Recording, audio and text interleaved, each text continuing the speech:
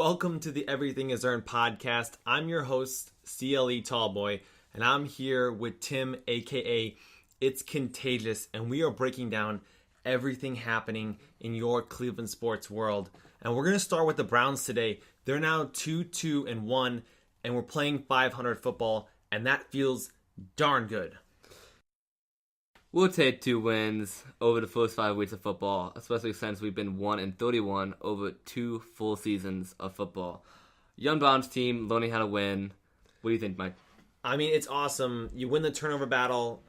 You have Baker out dueling Flacco. I mean, that's no small task. Flacco's a Super Bowl winning quarterback. He's been a Pro Bowler. He's been through the ringer. He knows what's going on. Yeah, I mean, he's having a great start of the season. Everyone was saying, is this Flacco's comeback year where Lamar Jackson lights a fire under him and, kind of puts him back into place and gets it going. And so far, they were 3-1 coming into this game, so it wasn't a small task for this defense. The Browns have played really well defensively. You generate 15 turnovers, to start the year. That's silly. We have a lot of young guys playing great football on the defensive end. You have your number 4 pick, Denzel Ward, who everybody, all the analysts, a lot of GMs, it was a real mystery pick, take Denzel Ward that high. And he's been showing everybody that he can play. He's not only performed well. Yeah, look at his stats, man. He's generated 9 deflections so far. That's not a small task to do. Deflections don't come easy in the NFL when you have quarterbacks that are freaking slinging it. Yeah, that means you've been sticking it. You're sticking with stride to stride. Your wide receivers. Not only are you step for step with them, is that you have the awareness to turn around and find the ball after the throw was released and really get a hand on it, which is huge, especially as a rookie. Yeah, I mean, getting a hand on the ball and turning your head around is got to be one of the most frustrating things as a fan. We're like, oh my gosh, just look, please. You ran just as fast with them. Just turn your head. And we saw that a couple years ago with Buster Screen. He'd always been in great position, and he's a speedster, so he can hang with anybody. But he just never turned his head. It was so frustrating. And speaking of getting your hands on the ball, he's gotten 3 interceptions, which ties the lead for the lead high. I mean, 3 interceptions as a rookie, that's big time. Anytime you get a guy who has grown up in your, in your state, in your cities, you love that. He went to Nordonia in high school, goes to Ohio State, and then gets drafted by the Browns. It's nice to see the Browns take someone who is born and bred in Cleveland. I love that.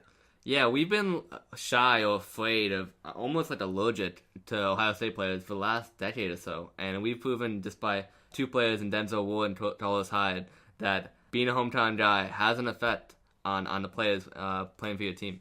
I mean, we saw a couple years ago during the Super Bowl, there was that Ohio State talent graphic they put up, and it was like, oh my gosh, there's 3 or 4 Ohio State guys on that list, and they're guys the Browns could have drafted. I mean, you want to speak about talent right now. Look how good Michael Thomas is doing over in the Saints, man. Then look at over in LA, you have Joey Bosa over off the defensive end. I mean, he is so quick off the edge. I mean, his brother coming out of Ohio State is going to be definitely a top prospect. He should be a easy second round pick. No, he's projecting to be a top 10 pick. I love that about the Bosas. And I know you love their stretching routine. You're a big guy in terms of the stretching. You get out there and just stretch it out for way too long, in my opinion, in all our pre-game stuff for basketball. And I love that, man. You gotta limber up. You don't want to pull a defensive tackle from Tennessee last year when he was celebrating. He did some kind of sumo wrestling move, and he jumped and turned, and I think he tore his ACL. Off a celebration off sacking a quarterback, which is ridiculous. Yeah, I mean, the old guys will tell you, act like you've been there before, but I know us young guns love a little sauce after we make a play. So you gotta be careful out there, kids. Don't try to take it too far. Know your limits, know your zone, stick with the Fortnite dances. Give me something a little original, but don't take it too far where you're injuring yourself. I always kind of hold my breath when I see a player about to backflip. I'm like, this could go so wrong. Speaking of sauce, that Njoku Fells Dragon Ball Z celebration the other day was freaking awesome. Yeah, I was a huge fan of it. I thought it was creative. It was pretty cool. And in a league where we've seen some really bad celebrations, looking at you, Isaiah Crowell, that was nice to see the Browns actually do something that was a little bit creative. But enough with celebrating, man, in terms of making big plays. I mean, I want to see more of it down the stretch, but let's get to what's going on with a little bit of what we did well this past week. A little bit of what we did well. Thanks, Tim. I appreciate you letting me or taking us into that next area there, man. Well, we're going to talk about Baker Mayfield early and often this year. And he's been known to bounce back from adversity.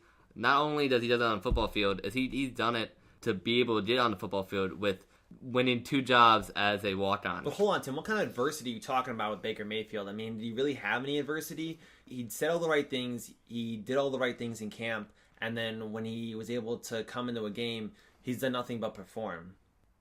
But that does have an effect on you. What kind of adversity are you really talking about, dude? I mean, like, he played last week. He had the pick with Higgins, and Higgins turns left. He throws right.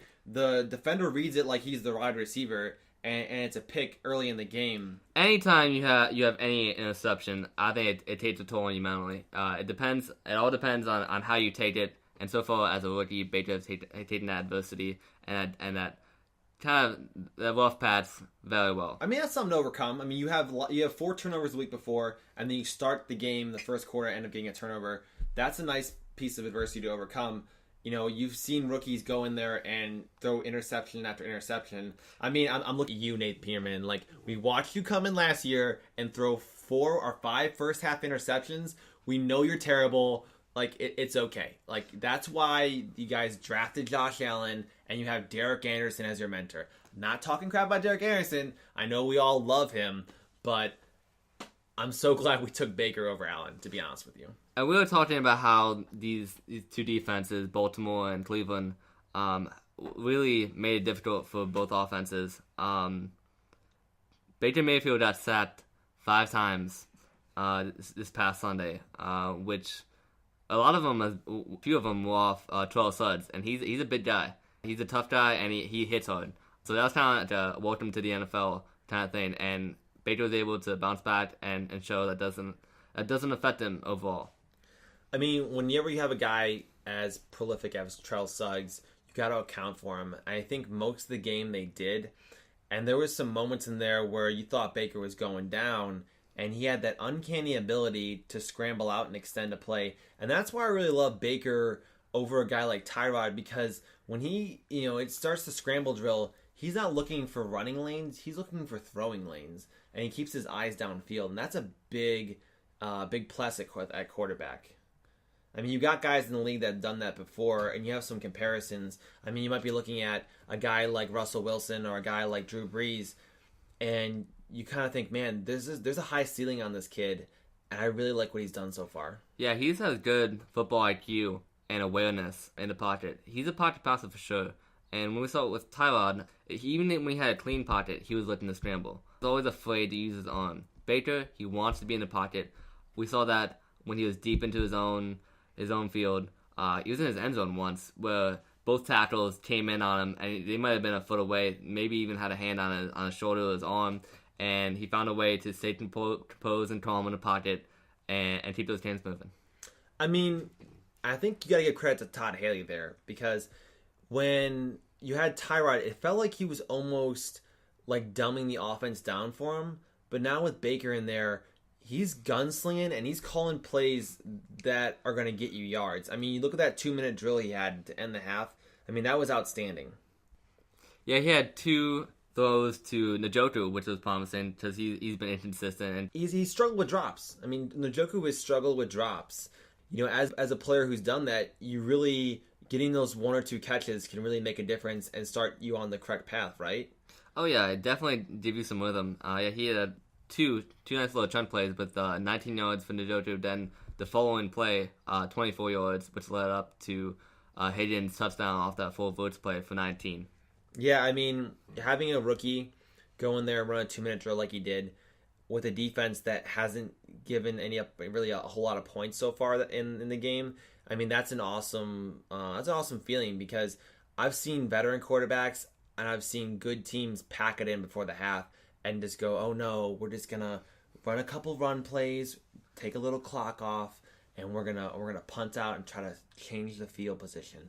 And I can't stand that, but I love that Todd Haley had the confidence to say, Baker, go out and make some plays, and here's some plays to go do it with.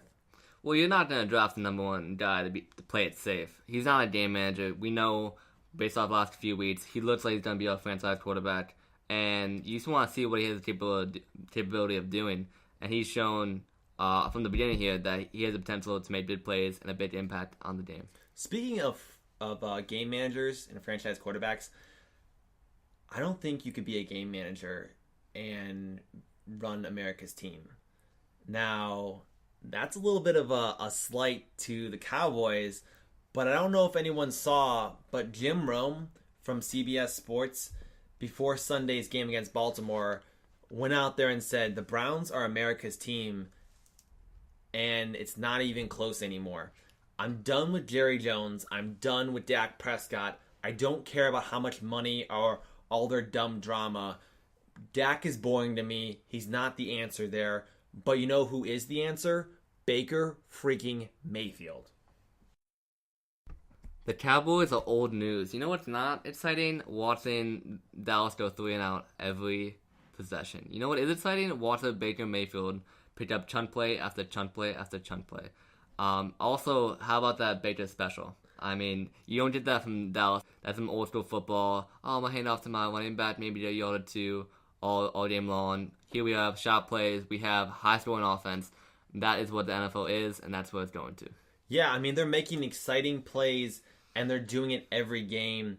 And in a league that's predicated around a passing offense, Dak is a game manager, and it's not that exciting. America's team has to be exciting, has to be an interesting, has to have interesting storylines, and it has to be something you want to follow week in and week out. And the Dallas Cowboys are not a team that I want to follow week in, week out.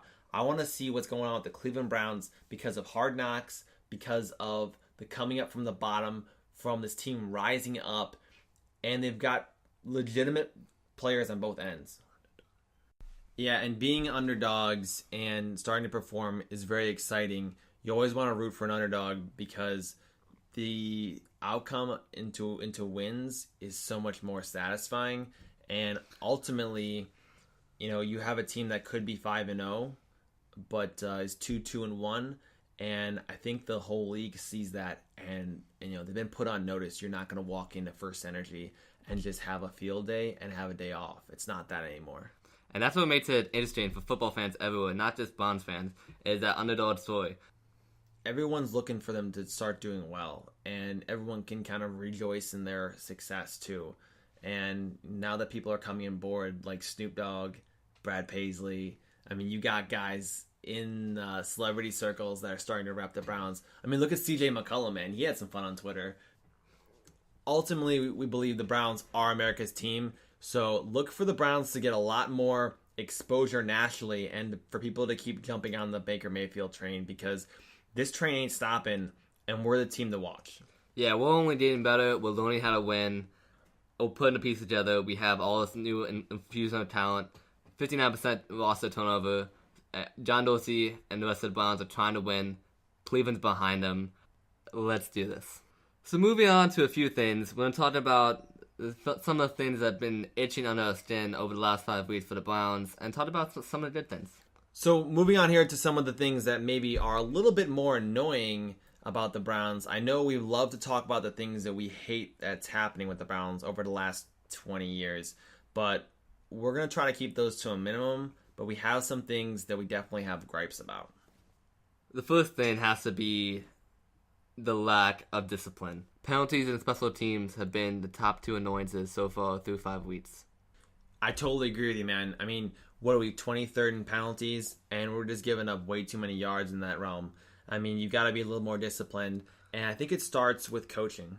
Coaching is a huge part of it, but you have to look at some of your star players, your young star players that are making those key mistakes every week. And one of those players is Myles Garrett, who's played very well. He's been exceptional so far. But he's had a few offside penalties that are just kind of head-scratching, and they keep on trying. Yeah, when you got a top-level talent like Myles Garrett, he's always trying to time up the snap count, and you're absolutely right. He's had a couple of those offside penalties that have hurt the Browns, and I'd love to see him clean that up a little bit and flip the script and turn those into false starts for the offense. And yeah, special teams have been abysmal. Let's talk about the kicking and how bad Zane Gonzalez was, and how kind of sketchy Greg Joseph has been. Yeah, Zane Gonzalez was not a great choice, and as soon as the Browns kind of knew they were in trouble there, you could tell from the Hard Knocks episode where Todd Haley was like effing kicker, and ever since then we're like, oh, this kicking is a little bit suspect.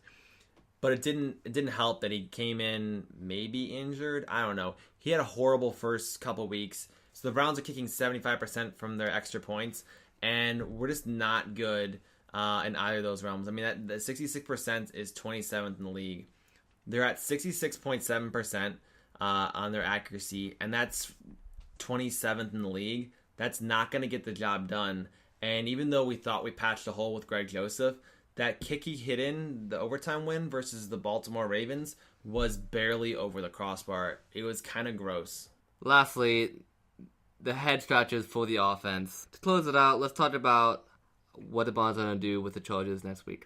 I mean, one of the big things I want to get into is with Higgins being out for the next couple weeks, Willies is going to step in as a third receiver. What kind of impact do you think he has on the game?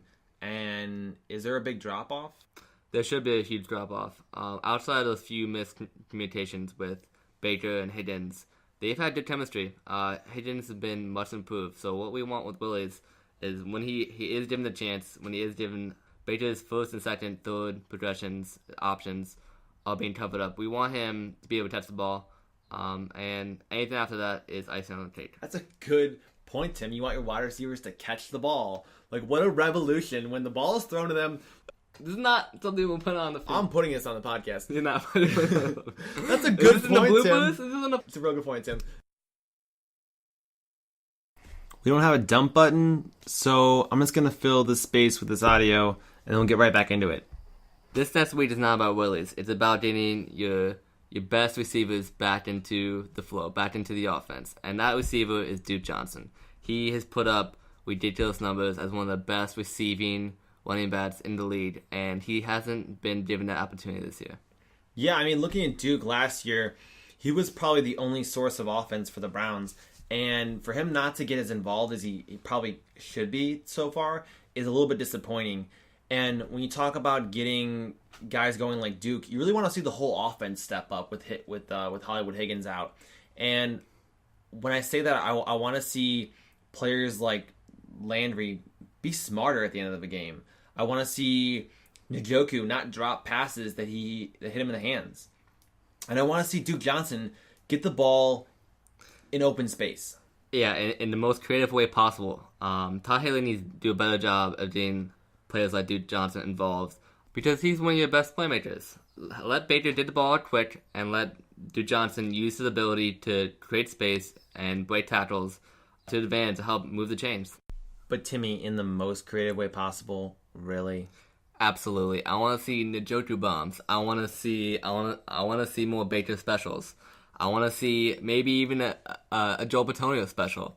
I want to see all of them. Maybe slip in Peppers in there. Give a little throwback into his college days. No, you're being a little ridiculous. I don't want to see that many specials. We're not a freaking restaurant here. We're a football team, and that's a little ridiculous. Are we, though? We're baking over here. We're serving up some shake and bakers over here. We are a shake and bake 24-hour diner. That's not bad, man. I'll shake and bake with you. But going back to what you said about Duke Johnson in open space, I mean, last year he was second in the league, only behind Alvin Kamara in terms of making people miss after the catch. I mean, he had 24 misses forced. I mean, that's crazy. I mean, you got to get him the ball, and you got to find ways to put him in space. So that's kind of all we got here about Duke. But we think he needs to be a part of this offense, and we're yelling for it pretty loud over here. As long as Baker keeps on spreading the ball around, and like we said, we'd love to see Duke involved in that offense. Do you think part of the reason that Duke doesn't get involved now is because you have that 3 running back tandem? I mean, you got Hyde, who's been nothing but good. You've got Nick Chubb, who's gotten 2 really nice runs. And you got a new offensive coordinator with this organization in Todd Haley. So you think that's part of kind of working him into the system, or what do you think's going on there? it's definitely new working with 3 talented bats and trying to figure out a way to use them. But you have to use the dude involved. Put him in receiving sets, line up in the slot. He's shown that he has great hands, and he's been one of the most productive running bats in the passing game. And you have to get that kind of talent involved, whether it's just deceiving the defense or freezing the defense. But you have to at least put him in there just as a distraction at least. I mean, he's played 51% of the snaps, so he's not been in games. He just hasn't been used really. But when you have 2 other running backs with Nick Chubb and with Hyde, it makes it hard to get everyone involved. And you went out and got Nick Chubb as an insurance policy for Hyde, because Hyde's gotten injured the last couple of years. So far he's healthy, and I hope he stays healthy. But how do you get everyone involved, and how do you bring the rookie in Nick Chubb along? Also, let's talk about Nick Chubb for a second, because I have a weird time, honestly rooting for him, because he's got an odd name. Celebrating with him. You have the Duke Chance, you have the Njoku Bomb, you have the Baker Special. You got Jarvis Juice Landry. I mean, you got some nicknames on the offense, but I have a weird time going, all right, Chubb, that's pretty good. I would rather go or they call him Chubby. That's kind of weird too. Maybe we'll go really formal with it, and we'll call him like Saint Nick or something. We're going to put a poll out there about what to do with Nicholas Chubb and how we're going to call him, or what we're going to be his nickname, because it's a weird one for us, and we want to know what you guys think. So that's about does it for our Browns segment of things. We're going to do Indians, we're going to do a little bit of Cavs, and we're going to dig a little deeper into what's going on with Cleveland sports the next week or so here. And we appreciate any feedback you want to give us. Thanks so much for checking out our first episode of the podcast. I'm CLE Tallboy. And I am It's Contagious. And just remember, everybody, everything is earned.